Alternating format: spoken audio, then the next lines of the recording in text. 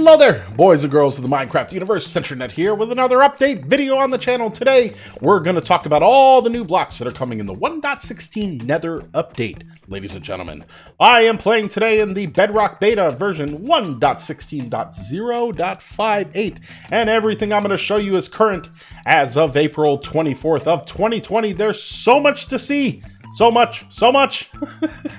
This is gonna take a while. I'll get through it as fast as I can, so kick back, relax, and enjoy. Alright, first up we have Ancient Debris. This can be found in the Nether, in any altitude. And you guys should know that this block has the same blast resistance as Obsidian. But the cool thing is, this can be moved with a piston, both forwards and backwards, as you can see. The other cool thing about this block is that it will not burn in lava. It will just bounce around. If you can get it in there just right, it won't burn. We like that. We like that a lot. I put a chest there so I could get some to demonstrate that. Next up, we have Nether Gold Ore. So this is just like gold ore in the overworld, except it's in the Nether. This stuff is awesome. And now we have Basalt. This can be used to make up pillars. It generates automatically in soul sand valleys and in basalt deltas. And my pronunciation has always been really bad, but hey, what can I say? It can be placed directionally, just like logs can, and it can be crafted into polished basalt. And you can make this if lava touches blue ice while it's on top of soul soil. So that's pretty cool. I'm going to make a video on a farm for that. Next up, we have Crying Obsidian. This generates in ruined portals, and it can be crafted into a respawn anchor, which I'm going to show you guys in just a little while. Next up, we have Chain. So here's our chain. It generates in Bastion Remnants, and it is currently uncraftable in the Bedrock version of the game. Over here, we have Chiseled Nether Bricks. Stuff like this I'm really looking forward to building with because we've always been limited in Nether type blocks. But I think those are really cool. And next we have Cracked Nether Bricks. So we have, cracked bricks and all that good stuff that we can get by crafting stuff in the overworld. This is going to be really cool. Nether builds are going to be awesome, and I really can't wait to work on some of those myself. Next up we have Quartz Bricks. So we've had the blocks and all the variants of the blocks for a while, but now we have bricks. These are really cool. Like I said, we're going to be able to build some awesome stuff after this update. I really can't wait.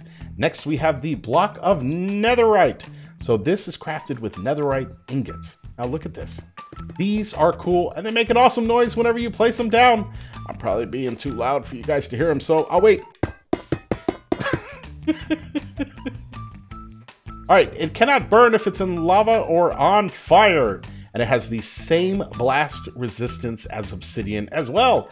And you can move these with pistons. So I like that. And the other cool thing about this block, you can use it as the base of a beacon tower. Yes, ladies and gentlemen, or whatever they call them. You can use this as the base of a beacon. I think that is really cool.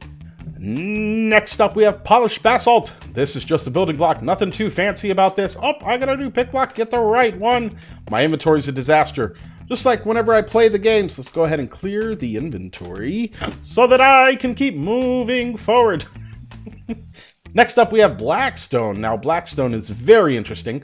This generates naturally in basalt deltas and bastion remnants. It also generates in all nether biomes except basalt deltas below lava level. And it can be used to craft all kinds of stuff. Tools, furnaces, slabs, stairs, and walls. Next up, we have Polished Blackstone. This is just a polished variant of that guy right there. And then, of course, we do get bricks out of this as well. We like these. More nether blocks. They're awesome. All right, let's keep rocking and rolling. Next up, we have Gilded Blackstone. Now, this has a chance of dropping gold nuggets. I like that they're putting more resources in the Nether.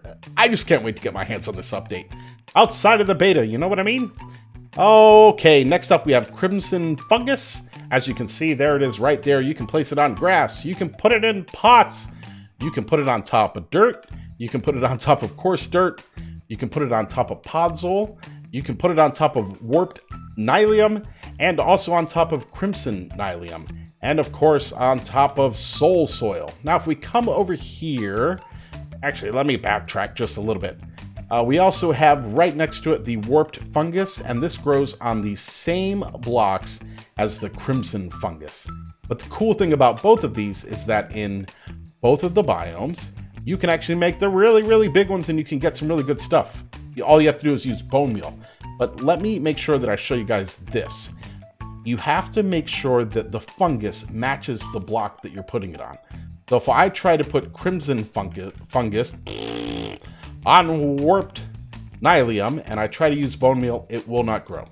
So I have to use warped fungus on warped nylium, bone meal, and boom, look at that.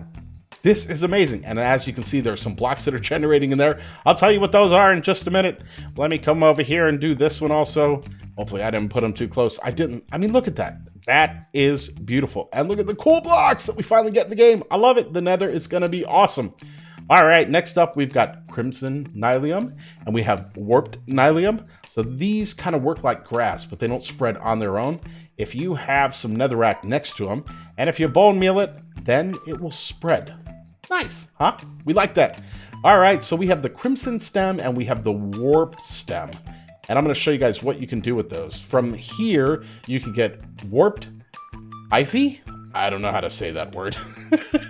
You can get the stripped variant, and then you can do the stripped warped hyphae, and of course the same thing for all the crimson stuff. So it's the same for crimson and for warped. You can get planks, so it's basically a wood that you can get in the nether. You can get slabs, fences, gates, stairs, doors, and yes, the doors work, but I don't know why I'm placing blocks back there. Looking in the wrong place. Trapdoors, and it's just so funny. Pressure plates, buttons, and we even have a couple of new signs in the nether. I think that is really awesome. Next up, we have crimson roots and warped roots. These can be placed down, and they can also be put in flower pots. We like those. More stuff in flower pots. I know all the decorative people are really going to love being able to do that. All right, next up, we have warped wart block, and this is basically like the nether wart blocks, the red ones. Difference is these can't be crafted. You have to find these in the game. Next up, we have nether sprouts. Nether sprouts are blue foliage that generates in warped forest. All right, coming up next, we have weeping vines.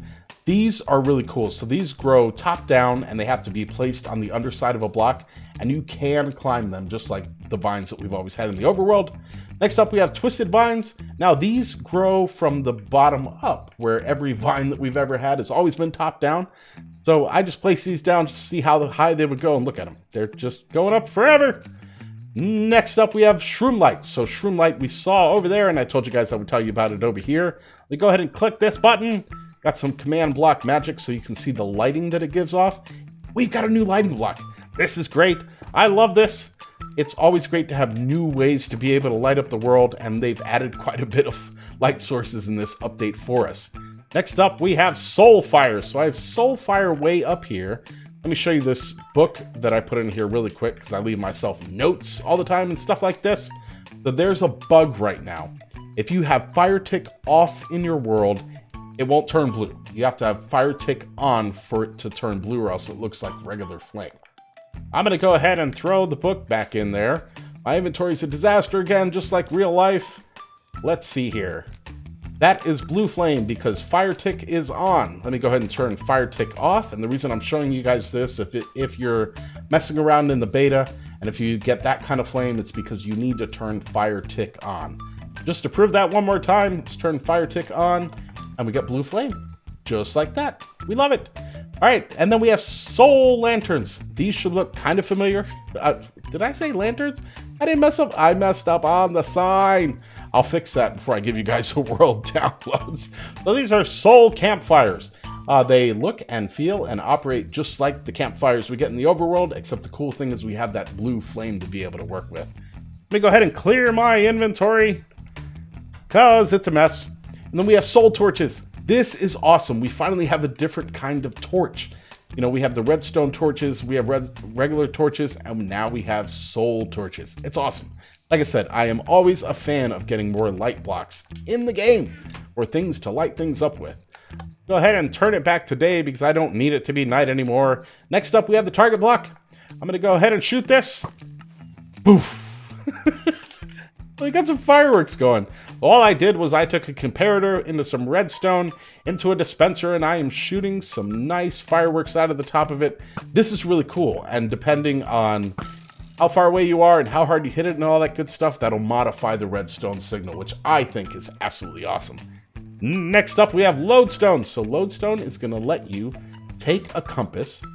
You're going to click it, and now your compass is going to point at your Lodestone. That is awesome, because, you know, regular compass I don't know, how do you say multiple compasses? They point at spawn. This one will point at your Lodestone that you have it programmed to by clicking on it. Just like that. Look at this. This is great. As you can see down there on the bottom, I've got one pointed that away at spawn, and I've got two more pointed right over there at the Lodestone. All right, let's go ahead and head into the Nether, because it is kind of funny that I'm doing the Nether update from the overworld. But I had a nice flat space over there, and I figured it would be good for me to do this. So before I show you guys this one, make sure you guys go down there in the description. There's a download for this so that you can see all the blocks. Just make sure, one, you guys are in the beta, at least 1.16.0.58, and two, you have to have experimental mode on, because the Lodestone right now won't work otherwise. The only way to get it is with experimental mode on. And while you guys are down there, click that thumbs up. Let me know that you guys like videos like this. And subscribe if you guys are new here. If you're new, welcome. Thank you so much. If you guys have been here before and you're already subscribed, guys, welcome back. I hope you're enjoying the video. Next up, we have the respawn anchor. So I'm going to go ahead and grab some glowstone. We're going to come up here. I'm going to grab my glowstone. I'm going to put 4 of them in here so that I can fully charge this. And you can see it is fully lit up. And you can see right there, there is nothing missing there. We have all 4 corners.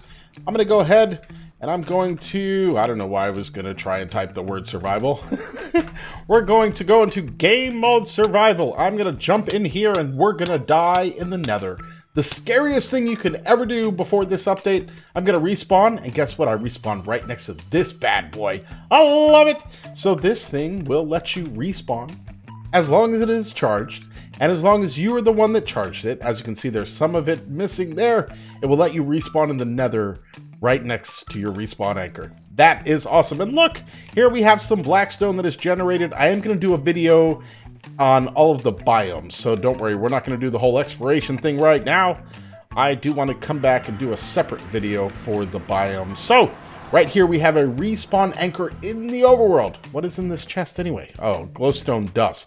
So it is not glowstone dust that you use to charge this thing. It is regular glowstone blocks, ladies and gentlemen. But I want to show you guys what happens if you try to use this thing in the overworld. Yeah, it explodes. So you know how if you try to use beds in the Nether or in the end, it explodes? If you try to use a respawn anchor in the overworld or in the end, it goes kaboom, just like that. Ladies and gentlemen, those are all the new blocks. Thank you guys so much for hanging out today. If you guys liked this video, make sure you hit that like button. If you loved it, make sure you subscribe, ding that bell so you get more notifications on what I'm up to. I do Let's Plays, I do tutorials, I do news updates, and I do all kinds of crazy stuff Minecraft related on the channel. Hope you guys like this. I thank you again for hanging out. And this is Centranet, and I'm out.